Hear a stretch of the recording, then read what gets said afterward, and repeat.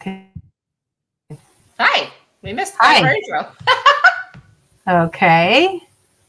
So I don't know what Uh-oh. happened here, but I'm not okay. sure either, but hi. Happy Friday. Good morning. Good morning. So, well, that was a heck of a start. We missed our intro, but we love you anyway. Oh, That's all Lord. right. Every day is a new adventure. Yeah. So today we are going to be tackling. First of all, thank you everyone, and welcome to the Dark Roast. Are we live? It says we are not live. Mine says we're live. It says end stream. Does it? Because mine says go Uh, live. Weird. I see all the check marks. Okay, let me just double check something. Just a moment, guys, Okay. just in case Let me we are or come are here. not live, because I feel like we are not. It says that we are. I see Okay, it on your Facebook. there we go. There we go. Now it's showing up. Whatever. Stupid systems. And Ah, love it. this All will right, be let me. cut from the actual video. I'm So gonna share this to my feed real fast so that yeah, it's. so today, welcome to the Dark Roast. Obviously, I'm Donna Stroll, and this is my beautiful co-host, Rose Short.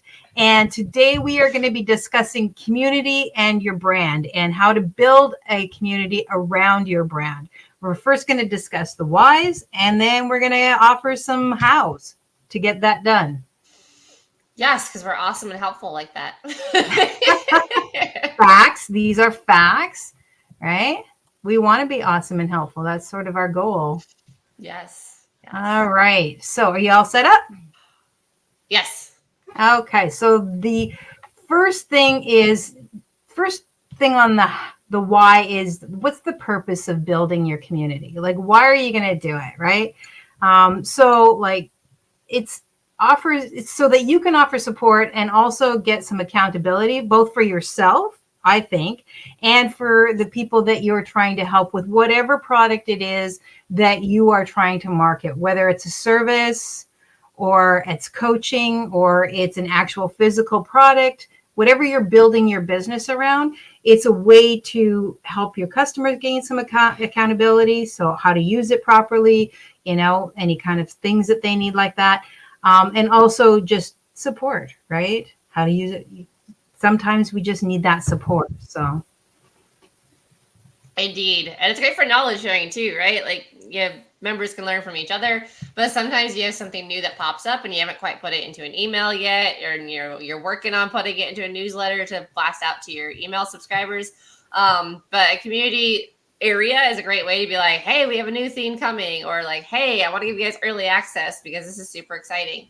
So it's a great way to share information and knowledge that way. And then again, the community can often learn from each other, right? So maybe you don't have the answer, or maybe you're not online, and somebody asks a question, and then somebody else knows the answer and pops in, and then you can always comment later, "Hey, Mustafa." Um, so there's a couple different ways that knowledge share can happen within those communities. yeah. And the other thing is it helps create that trust and that loyalty that you want for your brand. So, like it gives people sort of an emotional connection to you and your brand. It also shows them that you're approachable. I'm assuming that because you're going to respond to comments and you're going to engage with your audience, because that's what your community is for, right? Is to help build that stuff up, is to help build that engagement, which then builds up your trust and your loyalty. And if they're enjoying your community, then they're obviously going to be more connected to your brand and to you and what it is that you have to offer.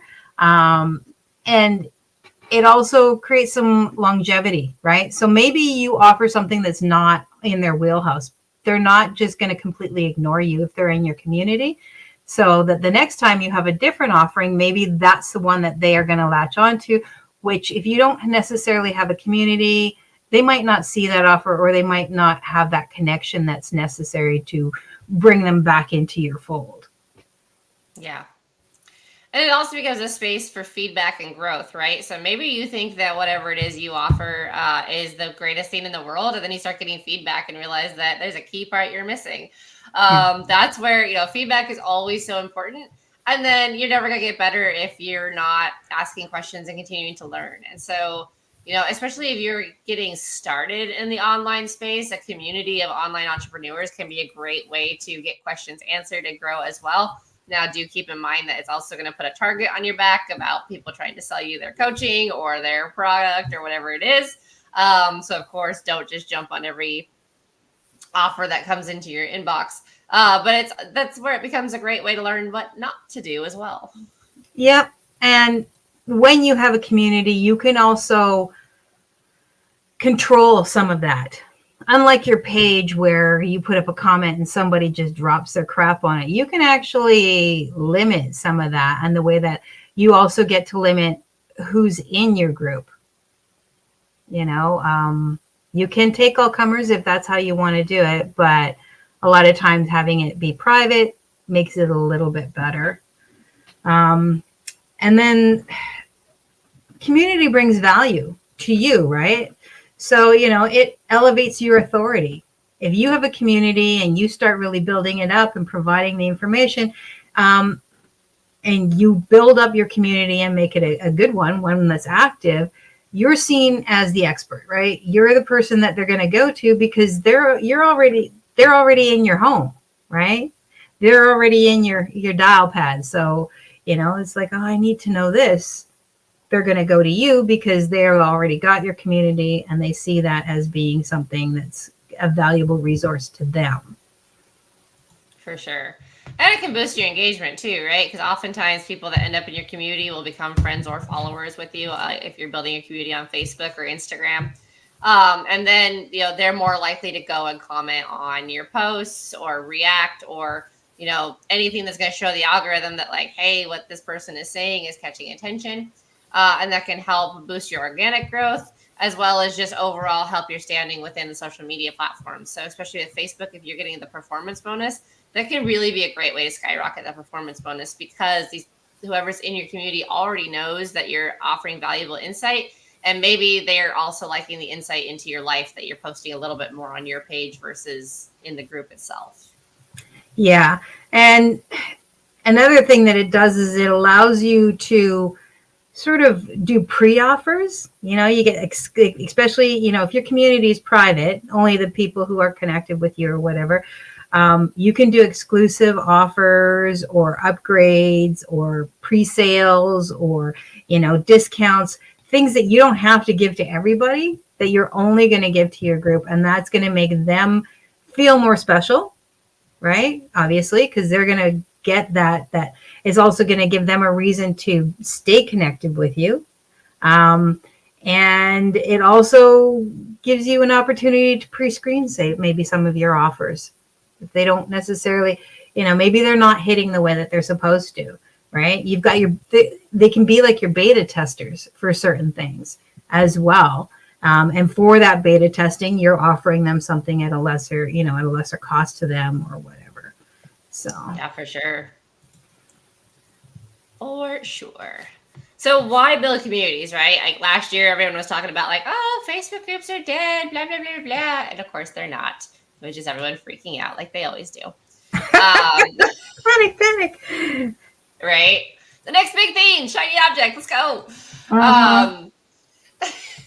So communities offer a lot of validation for you because it's strength in numbers, right? So if you have what you think is an awesome offer and you're not getting any traction and no one's buying and you don't know why no one's buying, a community could be a great way to be like, oh no, your offer is good. You're just not getting it from the right people. Or like, hey, maybe make this tweak here. Or, maybe it's just your approach. Because I have a very direct approach versus my business partner who has more of a soft approach. So oftentimes it's like, she might get more interaction because like she phrases things a little bit more, I don't know, soft or however you want to say it. Like, there's more information that she shares versus the to the point thing. So, it's a great way to revalidate that what you have is good as well as help you make it better. Yeah. And it really helps everybody connect with each other.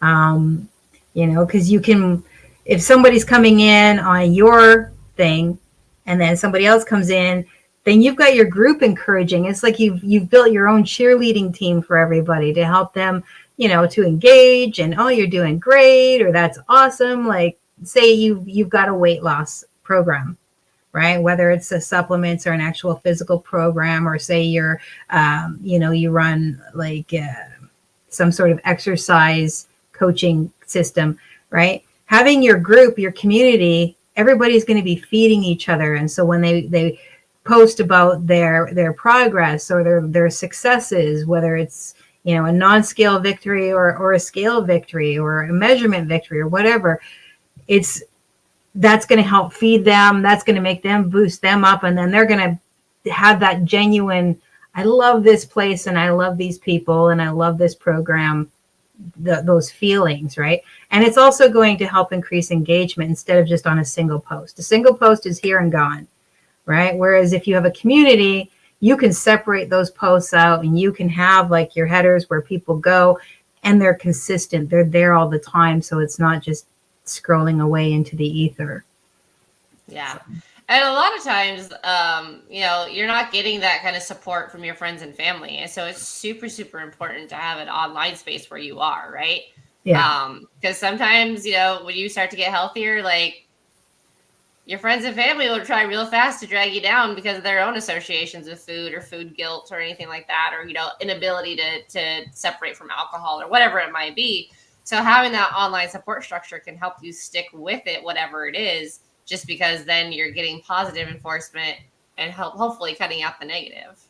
Yeah, like even if you're even if you are a coach or educator who's teaching online marketing, like let's just go right with what we're doing, online marketing, having an effective group, you can focus your education, your learning there, but you can also foster that community where people are like, oh, you've made your first sale. And like most people like, oh, it's $2.75.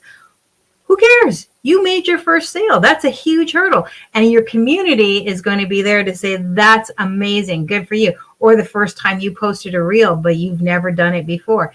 That's the kind of encouragement that groups can provide, that your family or your friends are most likely like, oh, you only made $2.75 and you spent how long doing this? Screw you, buddy. Yeah. Or the classic, like, oh, you've been trying this for 6 months. You haven't, you've made $10. Like, why don't you just stop? Like, I don't know, man. Like, why don't you go suck it? Right. Like, because I don't want to be complaining about my boss and my coworkers like you do every day when you come home. That's why I don't stop. Yeah, we find joy in our own places. Yes. So that is, yeah. A community is like having your own tribe, right? It's got your own group of people. You've got your own, this is they're all there to help build you up, and you're there to help build them up. And, it helps really foster that connection that a lot of times sales can miss. Yeah. Right. So. Yeah, there's a myriad of platforms that you can build communities out on, right? So like Facebook, obviously Facebook groups is a great way. Discord can be a way to do it. School is one that we've talked about before that, has a community aspect. I believe Go High Level has a community aspect you can build out. So does System.io. System.io, yeah. So there are plenty of places that you can build out this community. It just depends on what you want to go for, right? So Facebook is great for, I would say, lower ticket generally. It's a great place to get people together who have similar mindset, but maybe aren't quite there yet. And then the more advanced you get, the more you probably want to bring them into something else, like a Go High Level or a school community or something like that. But you can have a high level Facebook group as well. It's just how do you want to manage it essentially? Yeah. And the thing about with your Facebook groups, and this is as with any of your groups, I mean, you want to keep it private.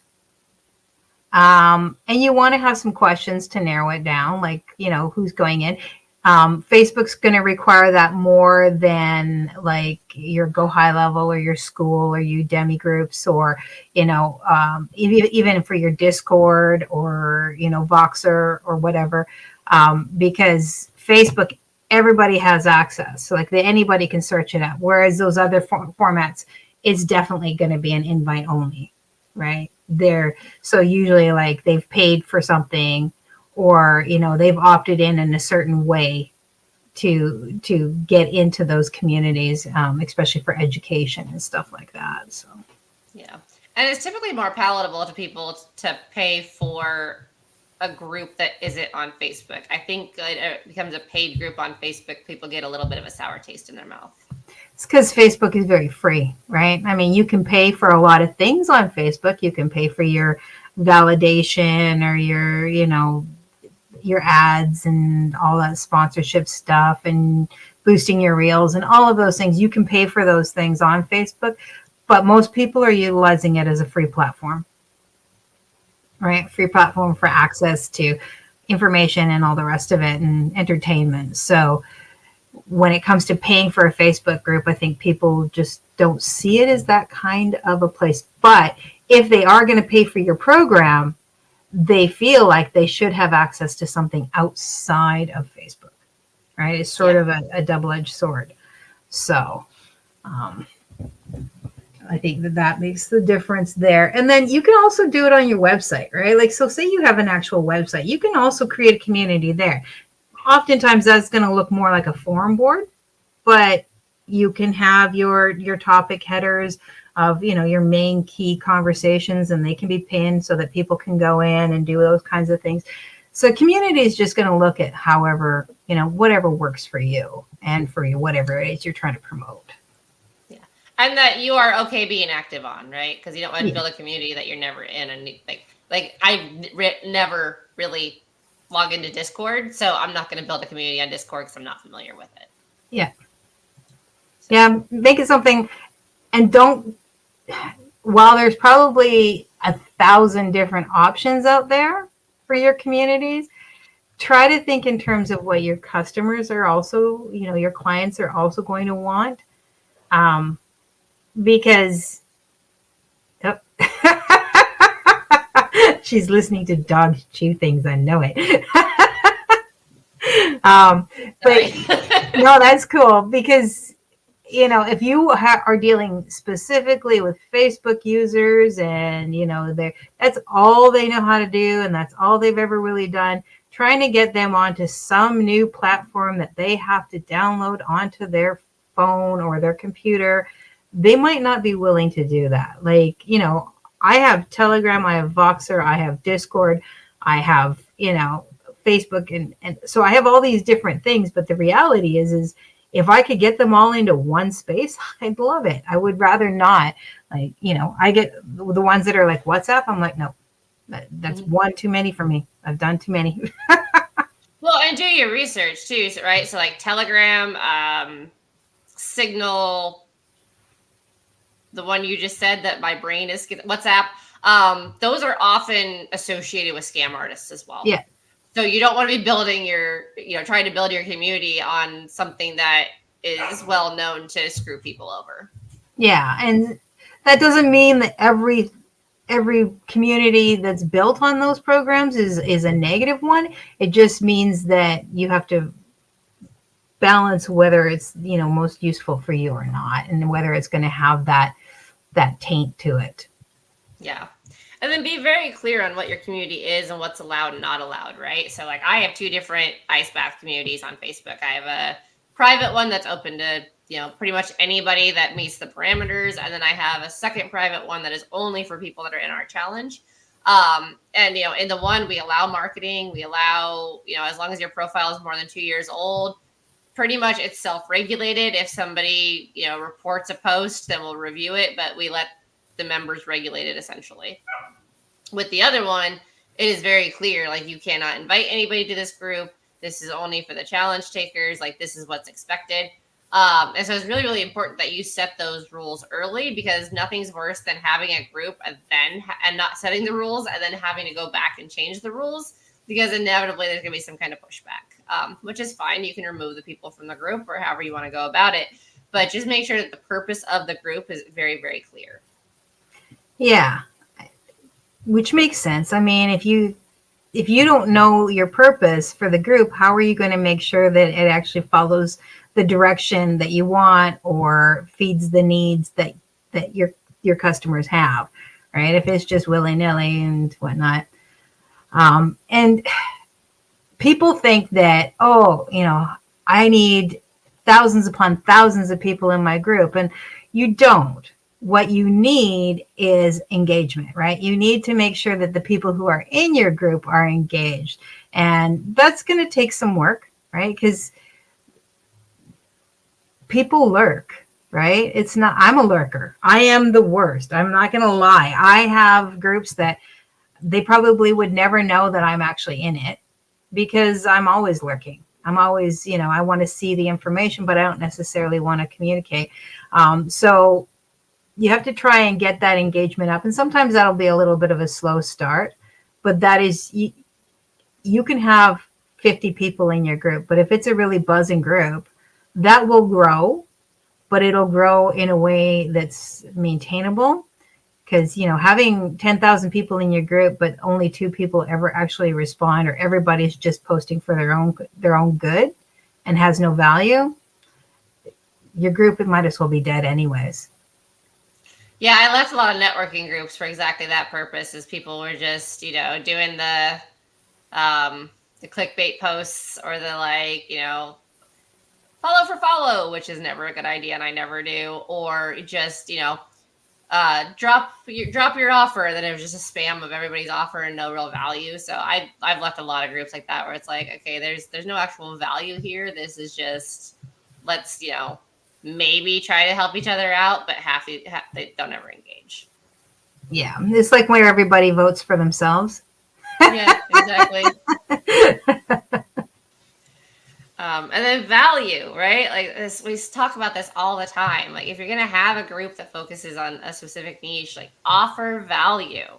And that value can be many things, right? Maybe if it's a fitness one, maybe you're just going live every day with your fitness routine to encourage others to do fitness as well, or show that you're actually doing it. If it's a marketing theme, give tips and tricks about how to properly do email or SMS, or, changes with the laws and whatnot, because we're probably going to see a lot more of that soon anyway. I know they're already seeing it in the UK. Offer those valuable insights. Not everything has to be a sale. And while, yes, your knowledge is awesome and probably deserves to be paid for, like not everything needs to be a paid subscription or a paid PDF. Like sometimes the value itself comes from just the little tips and tricks, and then the more higher level stuff is where you can justify.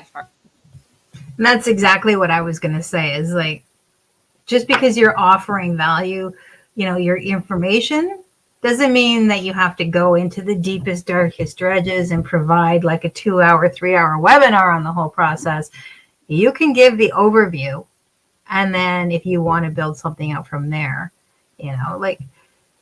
just, yeah, okay. It's one of those things where people, when they've, especially like ebooks is a perfect example. You're free leaders, right?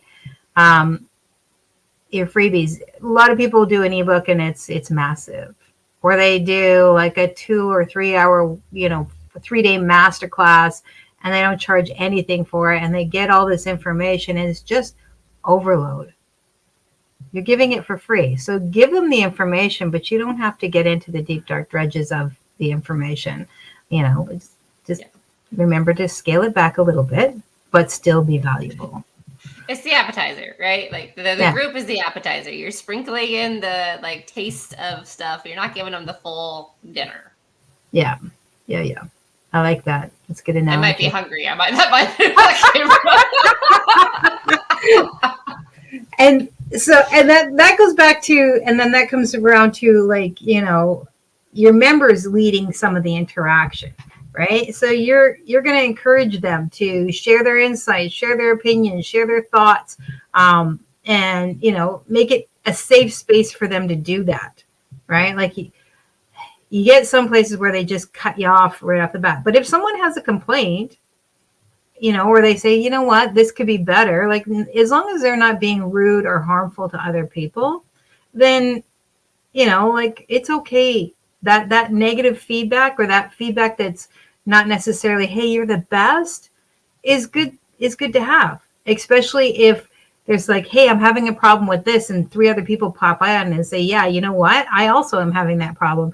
You say, okay, this is excellent feedback. This is information that I need on how to make this better for you and for us, right? That's, I don't know, that makes, and it also shows them that you are taking them seriously, that they're more than just a dollar sign to you. And I think that's super important. Yeah, I agree. So how do we build these communities, right? Well, first things first, choose your platform. So choose what's best for you, that you can actually, upload whatever it is you want to upload, that you're active on it, that you're going to be popping into it on a daily basis, not just something that you open once a week. And, make sure that it's the best for your community as well. Sometimes Facebook just doesn't necessarily jive with, let's say elder generation. So if you're focusing on reverse mortgages, maybe Facebook's not going to be the best spot. Maybe it is. I'd have to look at the demographics, obviously. But make sure whatever platform you're choosing is something that's going to be applicable and accessible to your ideal client. Yeah. And then you want to make sure that you set your guidelines, right? Make sure that your guidelines are there, and also your onboarding process. You got to outline what's expected from the people who are coming into your community, what's allowed. Every group should have its set of rules, and also, tell them how to get the most out of the community. You can put, and that's pretty simple to do. Like, the rules are there. They have to read them before they come in, or, you've got your pinned post, and like you can set the rules and then pin them again, or make them like your main area, however your community is set up, where they read this first, right? And so even once they're in, they have to go and read and maybe have a checkbox saying, yes, I've actually read this. And, some of them are good where they allow, they won't click off of it until you've actually read it. You've scrolled through it and gotten to the bottom of it. And that's important, because you're setting the expectations for them as well as for you, right? Yeah. If you tell them what your group is about and then you don't follow through with that, then you're not meeting the expectations either. So make sure that those are both clear for you and them. Yes. And then create a content calendar, right? None of this works if you're not actively involved in it. So plan out weekly themes or posts to keep engagement high. One I do is on the 5th of every month. There's a post that goes out wishing happy birthday to everybody who's got a birthday that month. Weekly wins are always a great one. Or, on a Monday, like, what's your goal for the week? Things like that. But make sure that you're constantly posting and the group's actually active, because not only is it going to help the people that are already in it, it's going to help others that, maybe your group is searchable and it's not invite only. It'll help them see that, oh, this group's actually active, versus, some of the other groups that you see where it's like 2 posts a month. Whereas if you got 30 posts a week, then they're like, oh, there's actually something happening here. There's value in this group versus the dead groups. Yeah. Because, you can see lots of groups where, there's thousands of people, but there's no action really going on. And the other thing you can do is host regular events. So whether it's a weekly or a monthly, like I wouldn't necessarily do it daily, because that's pretty heavy. That's a pretty heavy load for you.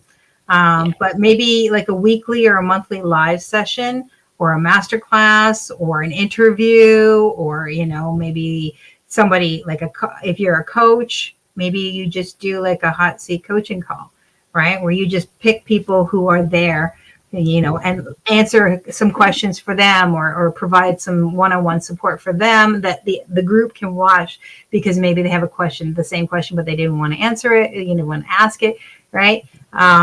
It's just a way to keep people connected with you, and to build that value, right? And to build that trust and all of those things that you're trying to do with your group. So, you're building engagement that way, you're building trust that way, you're giving value that way. So it's a good way to do all of that just in a single event, and work it to your own schedule. If bi-weekly works for you, great. Monthly is probably the longest you might want to go, but it depends on how in depth it's going to be too, right? Yeah. So. And then leverage UGC, user generated content, right? Again, encourage your community to share their stories, their wins, their questions. Like, if you don't want a brand group to become an ego group, as I like to say, like, you should be the brand, not the ego. So personal ego aside, like, it should not be, oh, look at me, this is my group because I am fantastic, right? It should be like, hey, like, we're a community, share what's working, what's not, share your story. I want to know why you're here. Like, really getting them to engage and utilizing that, asking their opinions with polls, relevant topics, things like that is a great way to get that snowball rolling and building that community. Yeah. All the really good communities are like that. And for someone who maybe is just trial running, like say they've signed up, they've asked to come into your group, they've done everything. It's a good way for them to really look and see, maybe this isn't the place for me. Maybe this is the place for me. Maybe they've just found you and they said, yeah, I'll join. I want to see what's more. You're giving them that more that they were looking for, without having to be all, like you say, me, right? And personalize your communication. And that, again, like, reply to the comments. You DM new members without being salesy and creepy. It's more of a welcome. Thanks so much for stopping by. If you have any questions, drop them in be sure to drop them in, just to show that you're actually there. Welcome new members. Now you can automate some of that process. So to welcome new members, you can definitely automate that. But if someone does, if someone responds to your welcome, make sure that you're there to personally say, hey, so glad you're here. Be sure to let us know if you have any questions or comments or anything like that. Because people want to deal with people. They don't want to deal with, they don't want to be ignored. Like, you got me here, now what? Yeah. And then celebrate members, right? Like, there's multiple ways that you can celebrate active members. There's reward patches or badges with Facebook. There's leaderboards. There's all kinds of things like that. Monthly shout outs to top contributors. It's just a way to really, like, thank people for being active. And I think you can automate a lot of that as well. But you just want them to, you want people to understand that you're happy they're there, you're happy they're engaging. There's nothing more frustrating than having a group of 100 people and nobody engages. And I know, because I've been there. And it's really easy to want to lose your temper and just be like, what the hell is wrong with you people? Why are you here if you're not going to engage? Because I do have a temper problem. But it's also completely unprofessional, right? So, like, you don't want to come across as that marketer. Like, we've all gotten emails from that marketer that is just very emotional and very weird. Angry. Weird, yeah, that's a good way to phrase it. I liken it to authors, because I also run in author circles, right? Who get a 1-star review and just lose their shit on the reviewer. Like, publicly just lose their crap. And it's like, you need to get a thicker skin. Like, just because your writing wasn't for them and they decided to be an asshole about it doesn't mean that you got to return the favor, right? And I've seen people lose their crap, like, just lose it on, like, 3-star reviews. And it's like, come on now. Like, and so when, like, creating the leaderboards and the rewards and whatnot, I mean, that's called gamification. Right. And so you can offer little gifts if you want, like, if that's something that you really want, like if you're trying to up that engagement, it could be something as simple as a $10 Amazon gift card. It could be, if you've got a lot of digital products, and maybe you just give them a little bundle, you put together a little bundle of, hey, here's, my top 3 sellers. This is what I'm going to give away. Or maybe it's a 1-hour call. So whatever, you can add those things in as a simple, like, way to engage and increase that. Oh yeah. Like, Jonathan Montoya does it all the time. If you follow this person and do this, then you'll get this. And you see that a lot on, like, Instagram and TikTok and whatnot. Follow this person, comment here, do this, and then you'll get this free thing. And that's, that's gamification, and that increases engagement for a lot of people. So yeah, Yeah, for sure. And that's where collaborations come in handy as well, right? Yeah. So there you go. Yeah. So quick tips. What you got? Number 1, lead with your brand's personality. Okay. So make sure you actually know what your brand is. We have discussed branding. I can always find that and pop it into our comment section so that you have access to that. So make sure that your voice is your voice and is coming through on every interaction in your group and in your calls to your group. Right. Yep. And I know we've never talked about this, but you should really be consistent. And of course, I'm being sarcastic. We always talk about consistency is key. So engage regularly to build trust, whatever that looks like for you. Don't overcommit, don't overpromise, and then not be able to deliver. So, commit to what you can, but it's always fine to do extra. Yeah, and consistency is one thing that I think everybody has a hard time with, right? Unless you're like super anxious, in which case you might be better at it. And then promote organically, right? Your community is like your open house. You're inviting people in. So, you talk about it. You talk about it in your email marketing. You talk about it in your social media. You talk about it in your blogs and your podcasts and all of those things. Hey, I've got this group. You provide the link or the option to come to, or, the funnel that's going to get them there because it's, part of your low cost or your free opt-in. It's a way to get them into your community. So make sure that you're not afraid to say, I've got this group, right? Because you're trying to build the group, actually be there. Yeah. And then as with ads or emails or anything else that we've talked about, analyze and adjust accordingly. Such a big one that people who are not data nerds completely miss. But, regular checks of what's working and what's not, being able to pivot with the stuff that's not working, being able to scale up on the stuff that is working is really what makes marketers successful. As if you're not doing that piece. Yeah. And that's in every, like you say, that goes for every area too, right? From building your groups to selling to, it's my phone.